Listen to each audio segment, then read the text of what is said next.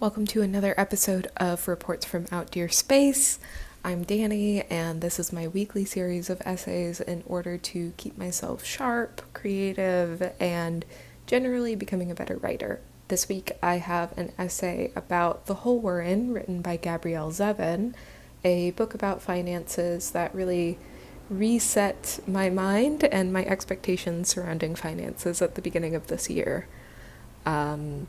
Very much looking forward to y'all's thoughts on this essay. If you have any thoughts at all, please let me know. As always, the written version of this essay is available on my Substack, and the link for that is down below. Essay number 3, The Hole We're In, and Can We Dig Ourselves Out? Money. This is not a new topic. I am sure everyone has seen the videos of, here's how to budget, and here's how to pay off all of your debt within 1 year, and here's 12 side hustles to make 500 extra bucks a week. They are completely saturating social media. The mental space that financial stress takes is getting more prevalent year to year, the further that the wealth gap increases. 2026 has been a big financial reset year for me, in large part due to reading The Hole We're In by Gabrielle Zevin. I'm a huge fan of Zevin's most famous book, Tomorrow and Tomorrow and Tomorrow, and it might even be my favorite novel. So when I picked up The Hole We're In, I expected to fall deeply in love with it. Rather than fall in love with it, the book read like a cautionary tale of horror to me. The Hole We're In is a novel that spans from 1998 to 2022. It revolves around the Pomeroys, a middle-class fundamentalist Christian family that has oodles of interpersonal and financial issues. The book begins with the father, Roger Pomeroy, deciding to pursue a PhD and leave his stable career as a pastor. Through a series of ill-intentioned errors, this decision drives the family into deep debt and money issues. The mundanity and carelessness in which the Pomeroys stumble into problems shocked and terrified me. Its frank realism made the entire landscape of finances feel hopeless. Structurally, I have issues with the book. We hop through several different timelines and focus on several different characters without clear narrative relation. The first third of the novel focuses on the family during 1998 to 2000, when Roger is pursuing his PhD, the first of his many mistakes. After Roger's PhD era, we hop sporadically through time before landing in the major portion of the book, which focuses on Patsy. Patsy is the youngest child in the Pomeroy lineage and had to endure most of the emotional and fiscal fallout from the family.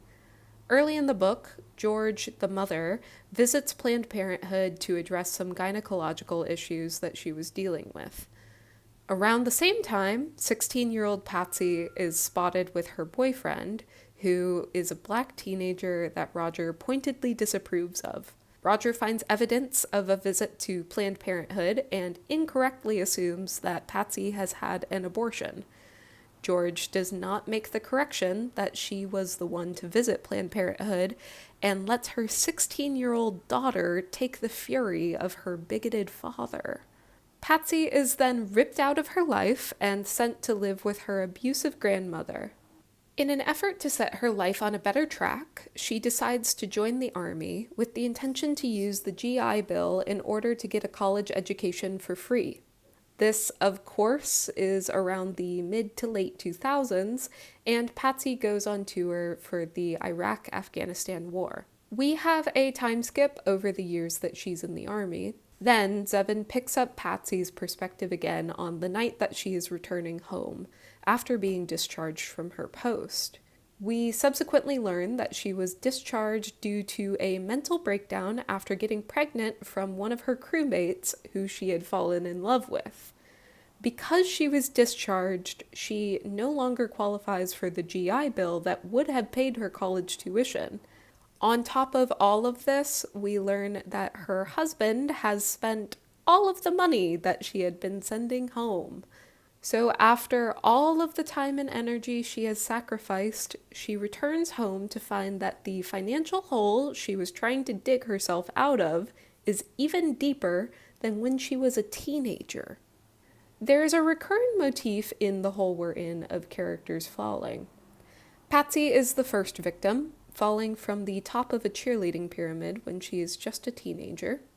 Then Farm, Patsy's friend, falls when they tried to sneak into a superstore for some light vandalism.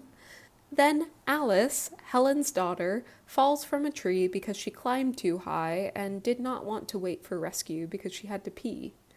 Each example of these falls sticks out to me to be about characters trying to get out of their situation. Patsy is pursuing a passion that could take her far in a competitive life. Farm is trying to get back at the system that has harmed himself and his friends. And Alice really had to pee, and she wasn't going to wait on anyone, no matter what.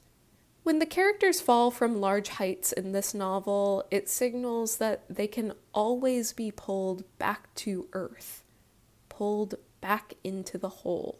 Perhaps this is why the book terrified me.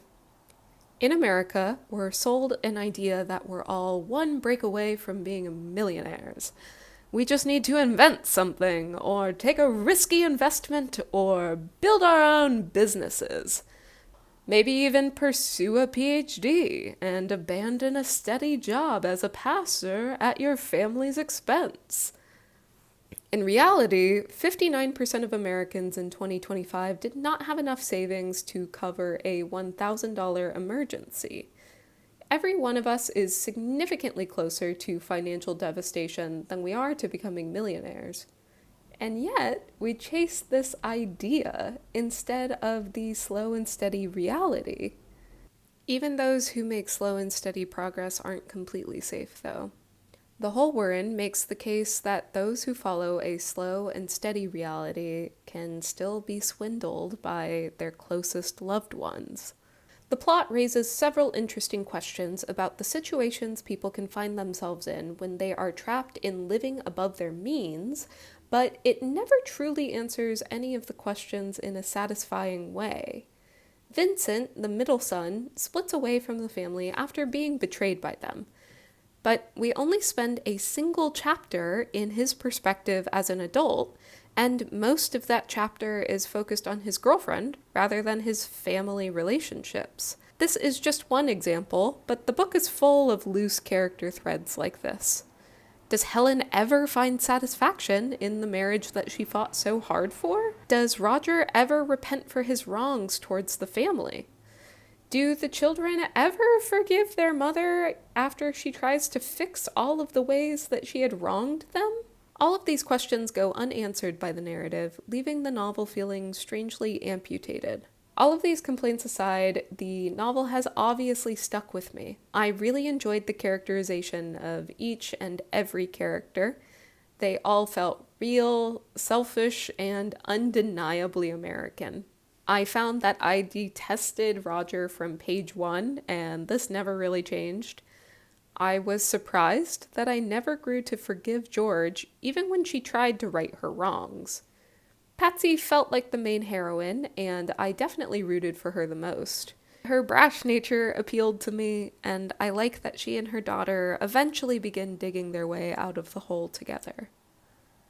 Zevin does an amazing job in The Hole We're In at highlighting how fickle and shitty the system is, especially surrounding money, credit, and living above your means.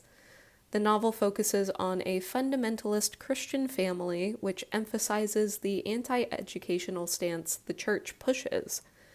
This pushes the family to be even more susceptible to financial pitfalls. The novel also highlights Patsy as a veteran and a victim of the military exploiting its personnel. Despite her time being spent defending her country, she returns home penniless. The Hole We're In is ultimately about the dark fantasy of the middle class. Although it was fiction, it kickstarted me to think about my own financial situation, which I had let linger and steadily tick away in the background without much thought. It sprung me into action to try and fix all of my financial problems as quickly as possible. I got my affairs in order within about a month, from opening better bank accounts to starting to pay off credit card debt to creating a full budget for my year. After living with the Pomeroy's problems for an entire novel, I am bound and determined to never, ever, ever, ever, ever be similar to them.